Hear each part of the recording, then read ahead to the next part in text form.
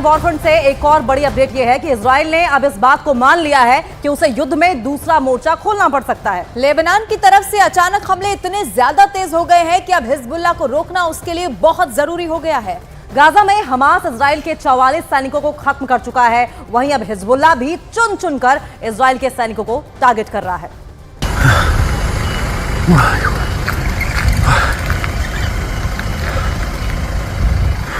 ये गाजा नहीं है, ये हमास भी नहीं है, ये है उत्तरी इजराइल। लेबनान से लगे हुए इस इलाके में जैसे जहन्नुम की आग जल रही है। इजराइल अब लेबनान को गाजा बनाने की तैयारी में जुट गया है क्योंकि हिजबुल्लाह ने इस हमले को अंजाम दिया है। इजराइल और लेबनान बॉर्डर पर हुआ यह हमला एंटी टैंक मिसाइल से किया गया है। दावा किया जा रहा है कि इस हमले में इजराइल के कई सैनिक बुरी तरह घायल हुए हैं। अगर ये हमला बड़ा लगा तो इस अटैक को देखिए। हिजबुल्लाह के लड़ाके रमीम बैरक के पास एंटी टैंक मिसाइल फायर करते हैं और फिर होता है ये धमाका।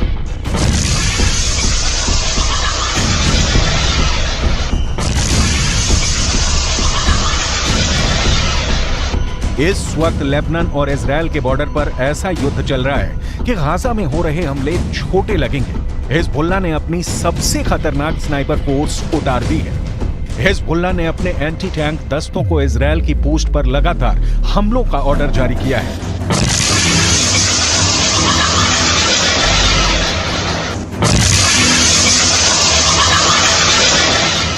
इन धमाकों ने एक बड़ी गारंटी दे दी है। इन हमलों ने साफ कर दिया है कि अब इजराइल लेबनान को माफ नहीं करेगा। इजराइल के रक्षा मंत्री की बड़ी धमकी देखिए। מה שאנחנו עושים בעזה אנחנו יודעים לעשות בביירות. מה שאנחנו עושים בעזה אנחנו יודעים לעשות בביירות. इजराइल की वार्निंग बहुत साफ है। उसने जो हाल फिलिस्तीन के गाजा का किया है, यही हाल वो लेबनान की राजधानी बेरूत का कर सकता है। यानी इजराइल ने अब जो पहले गाजा का हाल किया है, वही वो बेरूत को दूसरा गाजा बनाकर करेगा। सवाल है कि इस युद्ध में कितने गाजा बनेंगे। हिजबुल्लाह का एक और हमला देखिए। हिजबुल्लाह ने इस वक्त इजराइल की नाक में दम कर दिया है। इजराइल को दूसरा मोर्चा खोलने के लिए मजबूर कर दिया है। हिजबुल्लाह इस वक्त इजराइल के लिए सबसे बड़ी टेंशन बन चुका है क्योंकि हिजबुल्लाह ने साफ कर दिया है कि वो हमास के लिए अब कुछ भी करेगा और वो इजराइल पर हमले जारी रखेगा।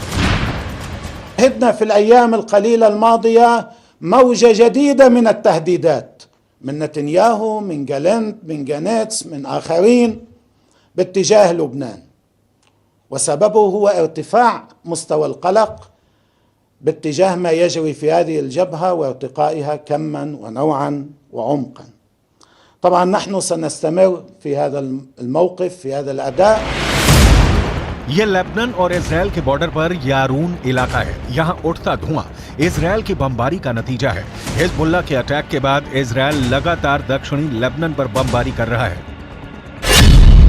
इसीलिए डर है कि अब इजराइल बेरूत को दूसरा गाजा बना सकता है। हिजबुल्लाह के महासचिव हसन नसरल्लाह ने अपने भाषण में ऐसी बातें कही हैं कि इससे साफ है कि इजराइल और फिलिस्तीन के बीच चल रही जंग लंबी चलेगी। खतरा है कि इसमें 10 गुना ज्यादा मौतें होंगी। टारगेट पर अब ऐसे ऐसे ठिकाने होंगे जिसके बारे में सुनकर कोई भी चौंक जाएगा। ये बात पहले से साफ है कि हिजबुल्लाह के पीछे ईरान है। ईरान से जैसे ही ऑर्डर मिलता है, हिजबुल्लाह इजराइल को टारगेट करता है। ये ईरान का ऐसा प्लान है जिसमें हिजबुल्लाह के हमलों के बाद इजराइल बुरी तरह उलझ कर रह गया है। ईरान ने अब ये साफ कर दिया है कि जो भी इस्लामिक देश अब इजराइल के खिलाफ नहीं, वो गाजा की तबाही में बराबर का साझेदार है। ملت‌های مسلمان این را مایه ننگ خود می‌دانند که در زمانی که خون برادرانشان در غزه بر زمین می‌ریزد، دولت‌ها برای منافع اقتصادی سوخت ماشین جنگی اسرائیل را تأمین کنند. लेबनान बॉर्डर पर चल रही लड़ाई से अलग अगर गाजा पट्टी को देखा जाए तो इस वक्त वो इजराइल की बमबारी में खंडहर बनता जा रहा है। 11,000 से ज्यादा लोग मारे जा चुके हैं। इनमें 5,000 तो सिर्फ बच्चे हैं। ऐसे में इजराइल की धमकी क्या हिजबुल्लाह को डरा पाएगी? क्योंकि नेतन्याहू ने साफ कर दिया है कि युद्ध करना हिजबुल्लाह की जिंदगी की सबसे बड़ी गलती साबित होगी। תקפנו מטרות רבות של חיזבאללה, חיסלנו מחבלים רבים, ואני שב ואומר, אם חיזבאללה יבחר להיכנס למלחמה, הוא יעשה את טעות חייו. देखा जाए तो हिजबुल्लाह वो संगठन है जिसे ईरान से पूरी मदद मिलती है और ईरान हिजबुल्लाह को इजरायल के खिलाफ एक बड़े हथियार के तौर पर इस्तेमाल भी करता आया है। लेकिन इजरायल ने अगर हिजबुल्लाह का हाल हमास जैसा करने का फैसला किया तो लेबनान में वर्ष 2006 वाले युद्ध की तबाही दोहराई जा सकती है। 2006 में हिजबुल्लाह और ईरान के बीच 34 दिन तक युद्ध चला था। तब इजरायल के 121 सैनिकों को मिलाकर 160 लोग मारे गए थे, जबकि हिजबुल्लाह के 250 लड़ाकों समेत लेबनान के 1200 लोगों की मौत हुई थी। हम अपनी वीडियो लाइब्रेरी से 17 वर्ष पहले लड़े गए इस युद्ध की तस्वीरें निकाल कर लाए हैं ताकि इस बात का अंदाजा लगाया जा सके कि इजरायल फिर से लेबनान का वही हाल कर सकता है जो इस बार वो गाजा का कर रहा है। इसलिए हिजबुल्लाह को नेतन्याहू की धमकी को बहुत गंभीरता से लेना होगा, क्योंकि इजरायल अब बेरूत को दूसरा गाजा बना देगा। ये वो साफ साफ कह रहा है। 2006 का इजरायल लेबनान युद्ध संयुक्त राष्ट्र के दखल के बाद सीज फायर के साथ खत्म हुआ।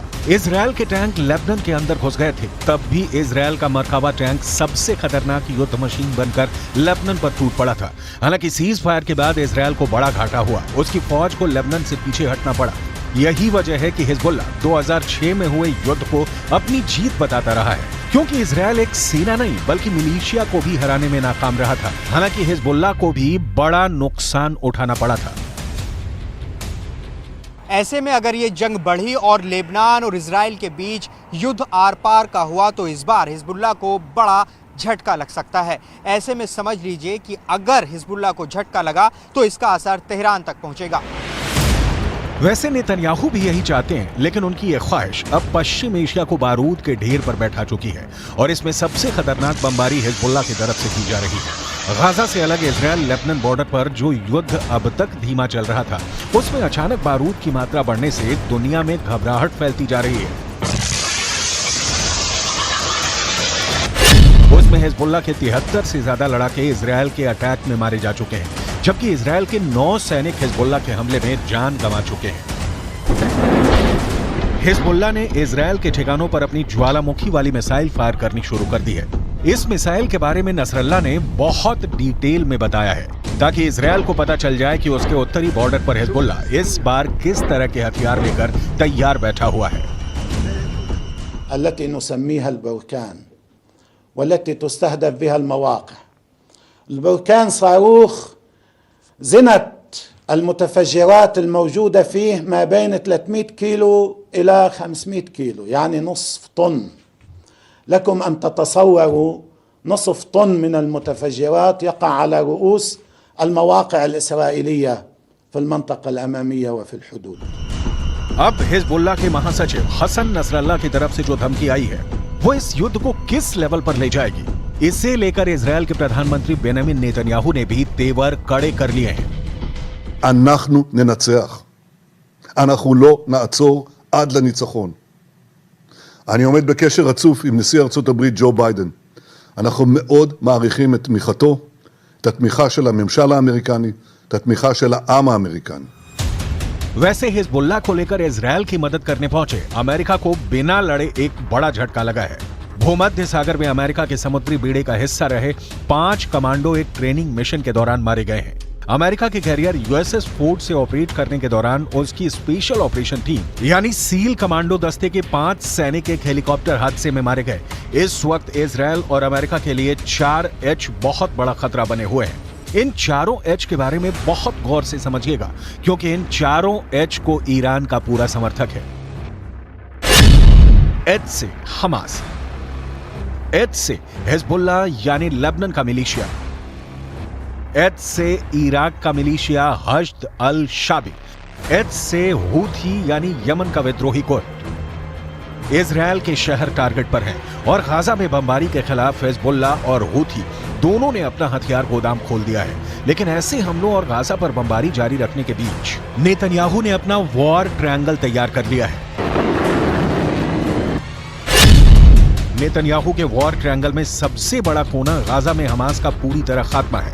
नेतन्याहू के वॉर ट्रायंगल में दूसरा बड़ा कोना लेबनान में हिजबुल्लाह का अंत है, जबकि नेतन्याहू के वॉर ट्रायंगल में तीसरा सबसे खतरनाक कोना है सीरिया, जहां से इराक का मिलिशिया हश्द अल शाबी इजराइल के बॉर्डर तक पहुंच सकता है। यही वजह है कि सीरिया पर इजराइल की एयरफोर्स ने हमले तेज कर दिए हैं। ये तीनों जगह इजराइल के बॉर्डर से लगी हुई हैं और इजराइल इन्हें अपने खिलाफ सबसे बड़ा खतरा मानता है। इजराइल के जवाबी हमलों को देखकर कोई भी नहीं कहेगा कि इजराइल अब पीछे हटेगा। उसके रास्ते में जो आएगा इजराइल अब उसे मिटाना चाहता है, फिर चाहे वो हमास हो, हिजबुल्लाह हो, यमन हो या फिर ईरान। इजराइल का इरादा पक्का है, जो उससे टकराएगा चूर चूर हो जाएगा।